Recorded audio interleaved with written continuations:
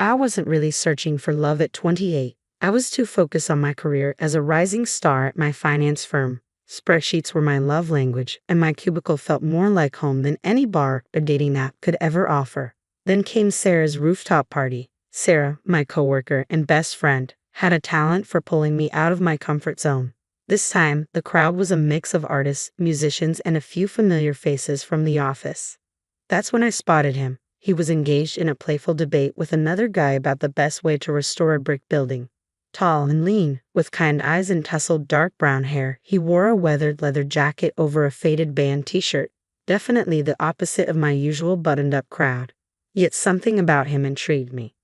"So, you think slapping a fresh coat of paint on history is a good idea?" he asked, a playful smile on his lips. The other guy, a stocky dude with a shaved head, rolled his eyes. "Hey, it preserves the structure, right?" "Yeah, but it erases the character," he countered. "The cracks and the wear, that's what tells the story." I found myself inching closer, drawn to their easy banter. Just then, Sarah appeared beside me, a mischievous glint in her eyes. "Amelia, this is Mark," she said, nudging me forward. "Mark, this is Amelia, the spreadsheet wizard I told you about." Mark's smile widened as he took me in. "Spreadsheet wizard, huh? Sounds impressive." "It pays the bills," I replied, feeling a blush creep up my cheeks, "but I can hold my own in a conversation that doesn't involve amortization schedules." I winked at Sarah, who chuckled. "Challenge accepted," Mark said, his voice warm and inviting. "So, Amelia the spreadsheet wizard, what do you think about preserving history?"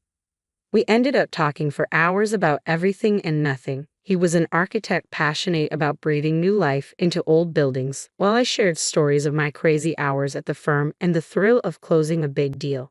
The conversation flowed effortlessly, and before we knew it, we found ourselves standing by the railing overlooking the glittering city skyline.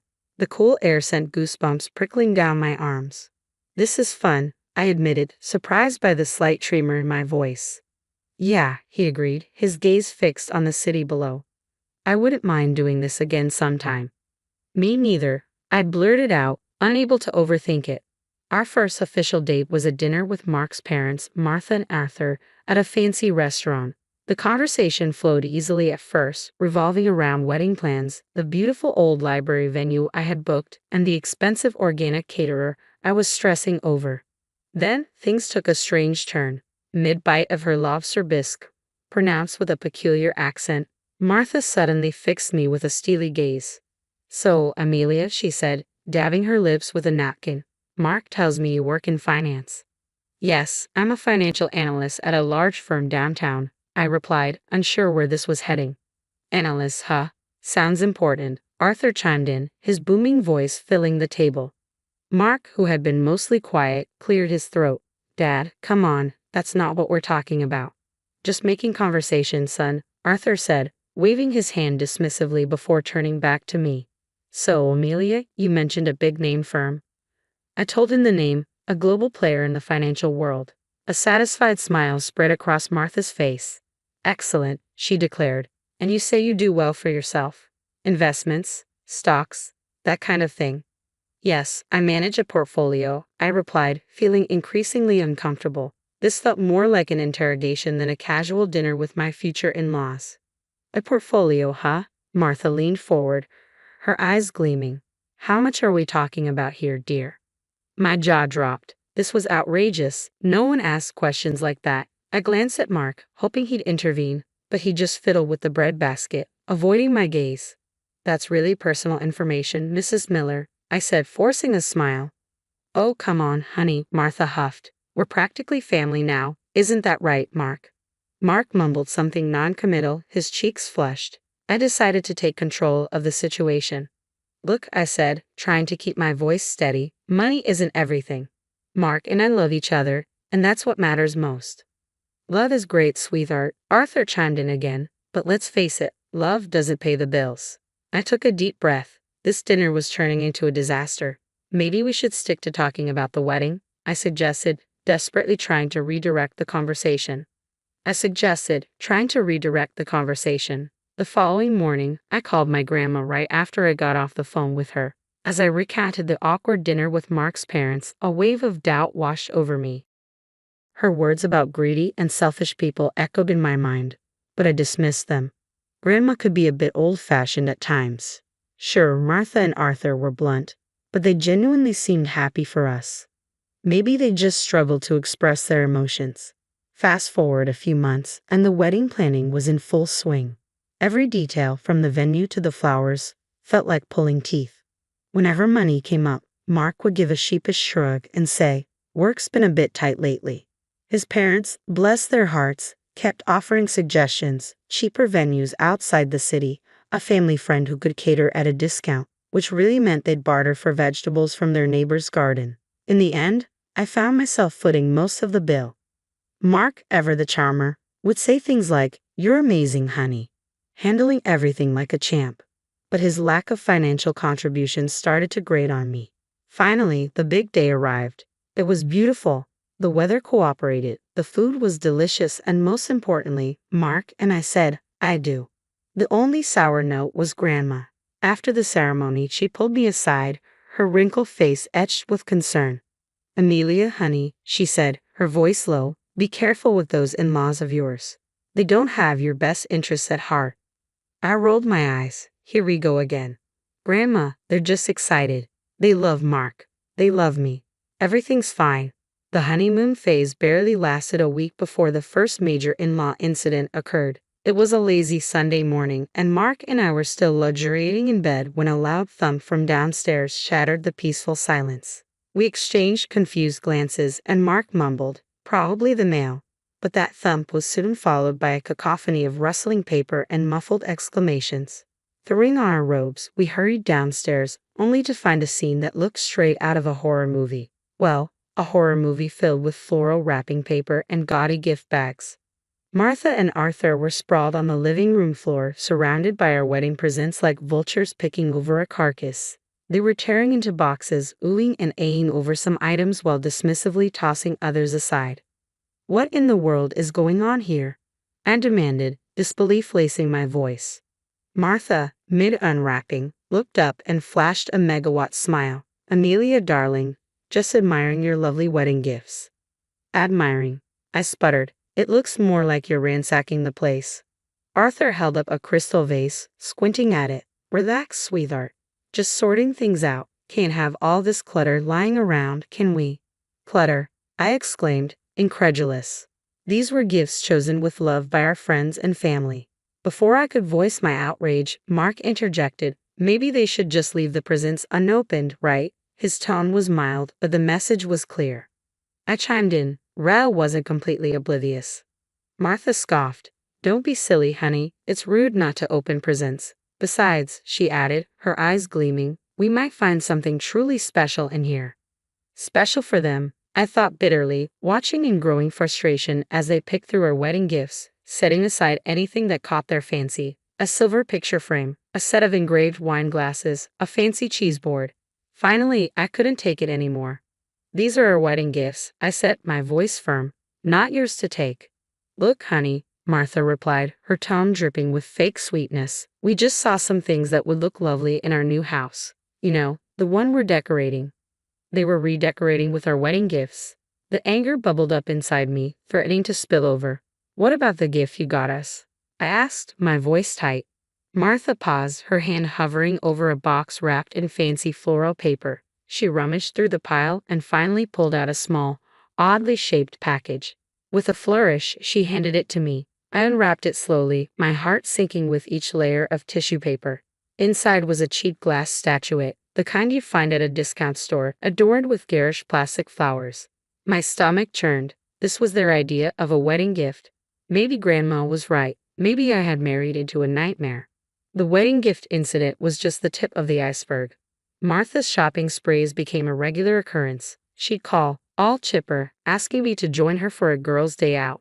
But it was really just code for me being her unpaid personal shopper. We'd browse stores, and inevitably, Martha would find something she absolutely had to have. At checkout, she'd do this weird shuffle with her purchases and mine, muttering about forgetting her wallet and how inconvenient it was to have separate bags. By the time the cashier figured it all out, I'd be stuck paying for both our stuff. Arthur wasn't much better. Weekends were his prime visiting time. He'd waltz in unannounced, plop himself down on the couch, and proceed to spend the entire day glued to the TV, inhaling whatever snacks I had on hand. When I finally mustered the courage to ask him why he spent so much time at our place, he looked at me with a straight face and said, "Saves money on groceries and electricity, doesn't it?" The audacity of the man. Did he think we were running a charity? Mark, ever the peacekeeper, just rolled his eyes and muttered something about Dad needing some company. But the birthday dinner was the final straw. I decided to treat myself to a nice night out at a fancy restaurant to celebrate another year older and hopefully wiser. Naturally, I invited Martha and Arthur. A big mistake. The menu was a bewildering array of French names and unfamiliar ingredients, but undeterred, Martha and Arthur ordered the most expensive dishes, pronouncing them with a confidence that masked their complete lack of knowledge. Halfway through the meal, Martha pushed her plate away, declaring that the escargot was too slimy. Arthur, meanwhile, choked on a mouthful of bouillabaisse, spraying saffron broth across the table. The entire evening was a disaster. By the time the bill arrived, my blood pressure was through the roof. The cost of that meal could have fed us for a month. And guess who offered to chip in? Nope, not Mark. He just sat there, oblivious, while I choked out a strained thank you to the waiter and reached for my credit card. Back home, fuming and frustrated, I finally confronted Mark. "How can you just let your parents walk all over you like that?" I demanded. "Come on, babe," he said dismissively. "It's not a big deal. They're just, like that." "Like what?" "Selfish and entitled." I shot back. "Mark, this isn't okay." He sighed, running a hand through his hair. "Look, I love you, but you've got to pick your battles. My parents are, well, my parents. They're not going to change." Maybe he was right. Perhaps I had been naive, hoping to change them, to somehow mold them into the in-laws I'd always dreamed of. But the reality was staring me in the face. Martha and Arthur were who they were, and that wasn't going to change. The birthday dinner debacle was a turning point, but it wasn't the end. Their gift-giving strategy became painfully clear. Shower us with cheap, impersonal trinkets on holidays and expect extravagant presents in return. A framed picture of a lighthouse for Christmas. Try a top-of-the-line espresso machine for Mother's Day. According to Martha's logic, any hint at the unbalanced value of gifts resulted in a lecture about family and not keeping score. My grandma, bless her soul, wouldn't dream of asking for anything.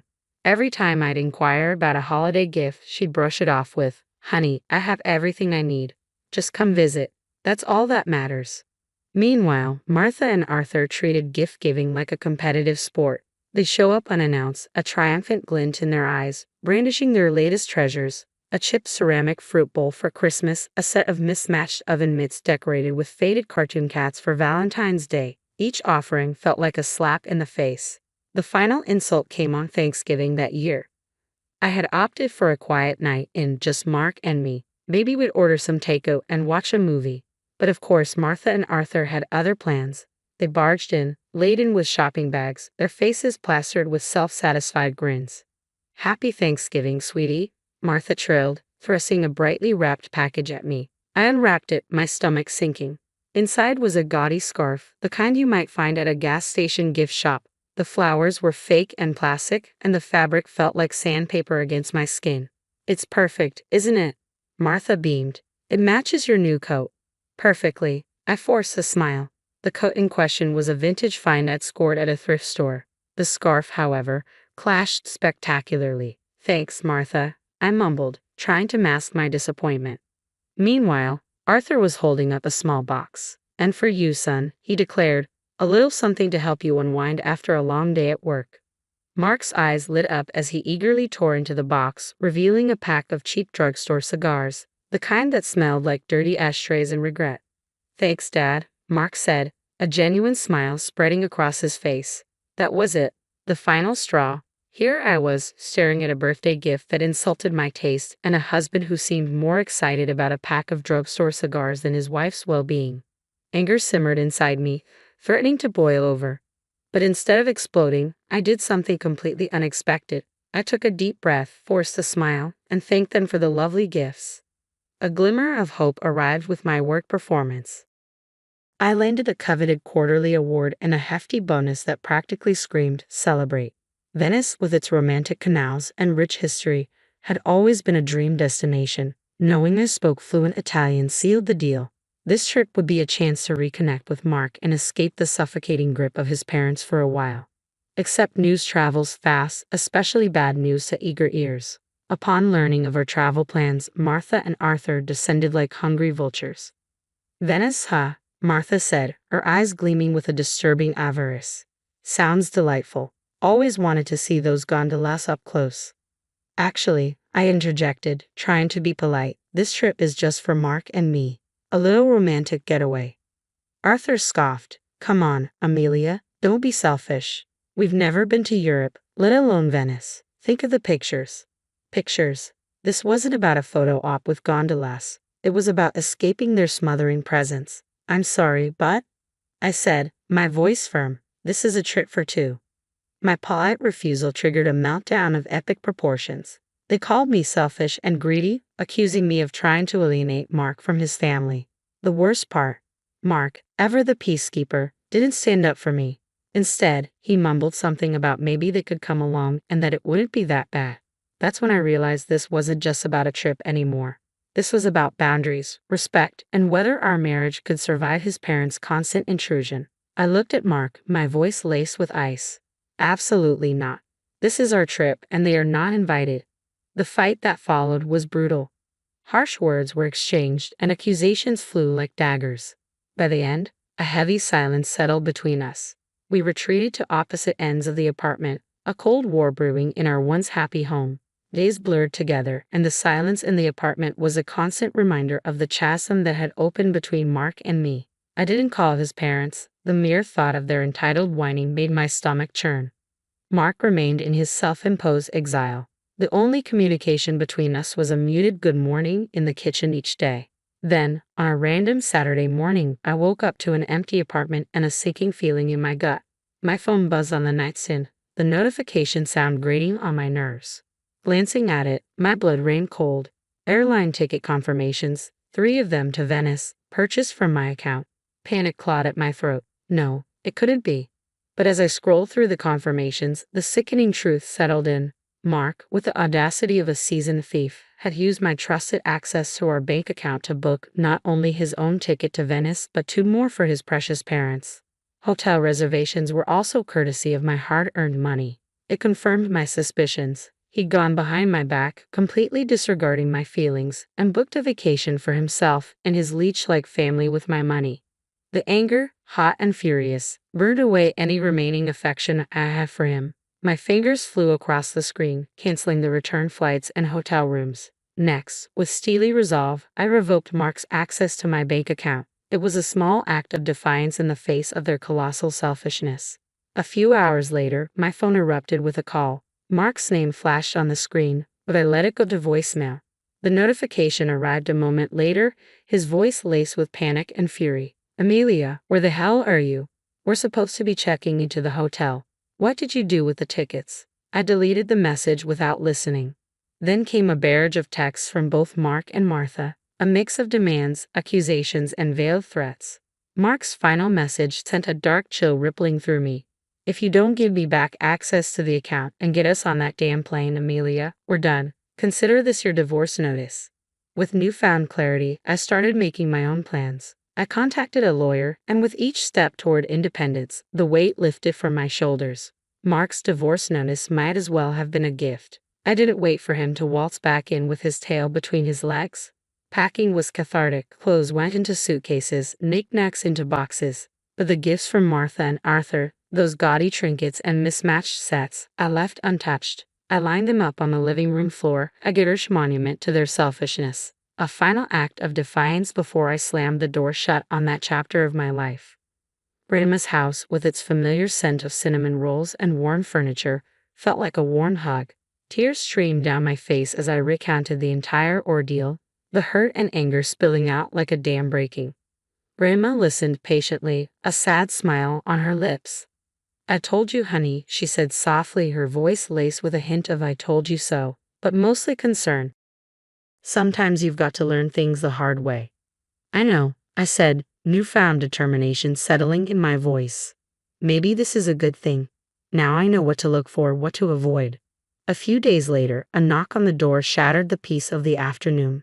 My heart lurched, but before I could react, Grandma ushered me toward the back room. Peeking through the curtain, I saw Mark standing there, looking lost and dejected. "Amelia, please," he pleaded, his voice thick with desperation. "Let me explain." Grandma opened the door a crack, her expression unreadable. Mark launched into a groveling apology, spewing words about realizing his mistakes and trying to distance himself from his parents. The anger that had been simmering inside me bubbled over. I barged into the hallway, a cold fury in my eyes. "Distance himself," I scoffed. "Mark, you were about to spend my money taking them on a vacation. This isn't about you suddenly seeing the light. This is about you being comfortable. Comfortable because I paid the bills and bought your parents presents." He opened his mouth to protest, but I cut him off. "No, Mark, this is over. I don't want to build a life with someone who prioritizes comfort over respect or someone who lets his parents walk all over him and his wife. I deserve better than that." Mark's face crumpled, but this time I felt no pity. The door shut with a finality that echoed in the silence that followed. Maybe Grandma was right. Maybe this wasn't the end. Maybe it was the beginning of something new, something better. A life free of entitled in-laws, a life filled with respect, and maybe someday, love that wasn't selfish or convenient.